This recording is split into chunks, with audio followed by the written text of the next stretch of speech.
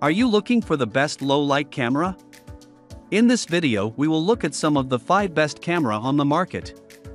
Before we get started with our video, we have included links in the description. So make sure you check those out to see which one is in your budget range. Number 1. Pentax K3. For those that are looking for low-light cameras and don't want to spend a lot of money, I have an excellent option that will satisfy all your low-light photography needs, the Ricoh Pentax K3.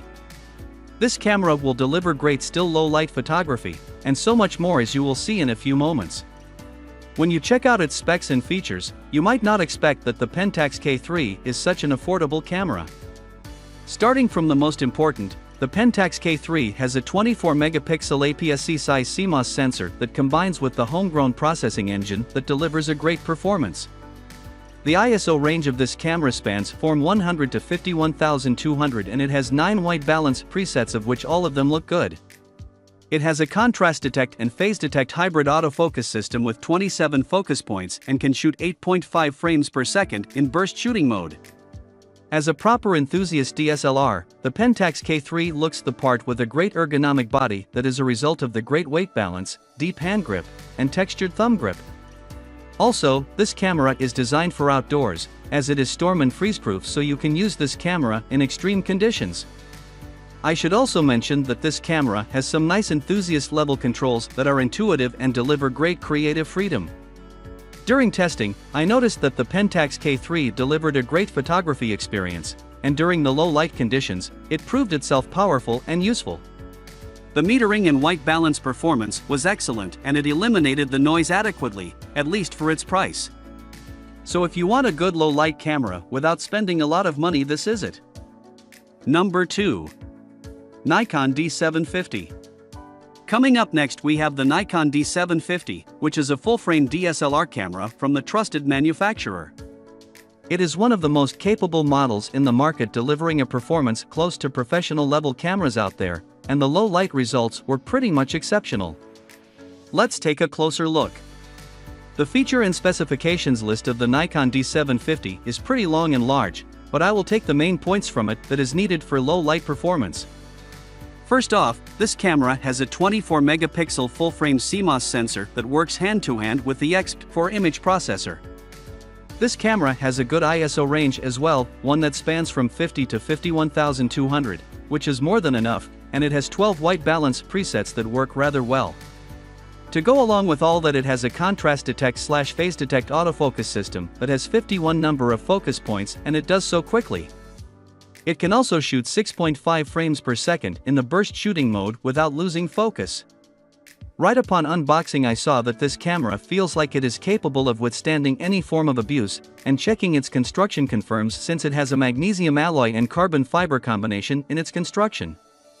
It does feel durable and it has weatherproofing, while it is still pretty light at 840 grams. I should also state that it has a great hand grip and ergonomics are its strong suit. The controls are as expected, easy to use, yet a lot.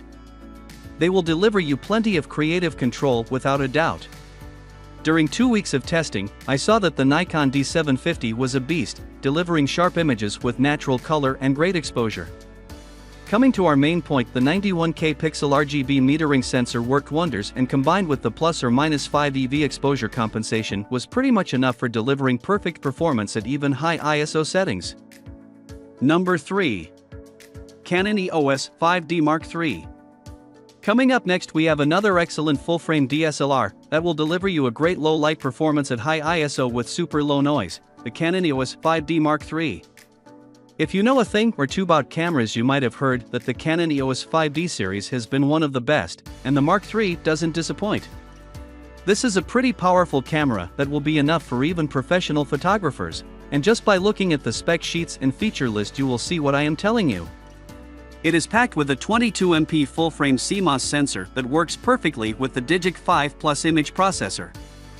The ISO range of this beast spans from 50 to 102,400, and it does everything perfectly with the 6 white balance presets. On top of that, it has a hybrid contrast detect and phase detect autofocus system with 61 points. It can shoot 6 frames per second in burst shooting mode, and it does so with great focus. This amazing camera feels capable right from the get-go. When you take it in your hands, it feels like it is ready for action, as it has millions of buttons and controls all over it. It might feel a bit heavy, but it comes to form its heavy-duty durability thanks to its magnesium alloy and polycarbonate construction, which is also dust and weather-sealed. While it weighs 950 grams in total, it doesn't tire your hands a lot thanks to its weight distribution and deep hand grip, which works wonders. I reckoned that this camera would deliver a superb performance, but it still impressed me even though I set the bar high. It worked wonders in every scene as the dynamic range was super wide and high. The detail retention was superb as well, and it delivered a good performance even in low light scenarios, which were just what we were looking for. Number 4. Sony A7 III. Coming up next, we have one of the most capable mirrorless cameras in the market, a true beast that has no disadvantages besides its mediocre battery life, the Sony A7 III. This camera is one of the best. While it is pretty expensive, it doesn't have a lot of lens selections available. If you want a powerful performance, this is it. Like I said, this is one of the most advanced cameras you can buy right now, and the spec sheet confirms that. It is packed with a 42.2 megapixel 35mm full-frame XMR or CMOS sensor, which does wonder when combined with the Bion's X image processing engine.